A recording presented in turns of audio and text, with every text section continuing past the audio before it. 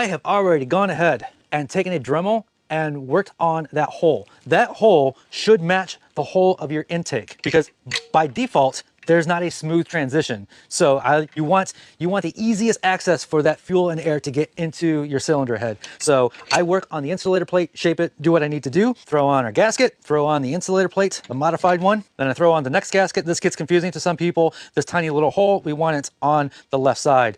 The reason some people think it goes on the right side is there's a little hole here in the carburetor, but nope, we want it top left. So that goes on there.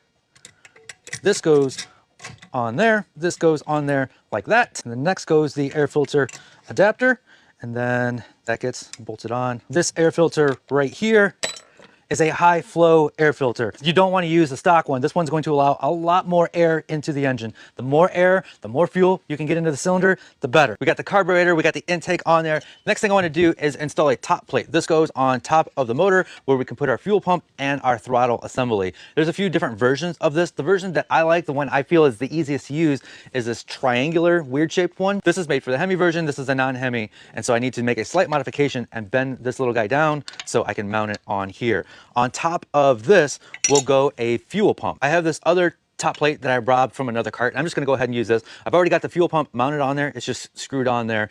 And I'm gonna bend this down and attach it to this. That mounts on there like that. The throttle from the cart is going to go right here. At this point, you should know what you're doing. This first line here, this is the pulse.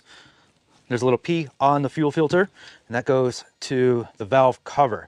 All this is doing is creating a vacuum to the fuel pump so the line in can pull from the gas tank, and then this will go to the carburetor. There's no gasoline anywhere around here, so I will use a lighter to heat up the fuel line so I can get it around the carburetor. Some people will put a fuel filter here. I may or may not do that later. And then we start adding some ties. Make sure everything is airtight. You don't want to suck any extra air.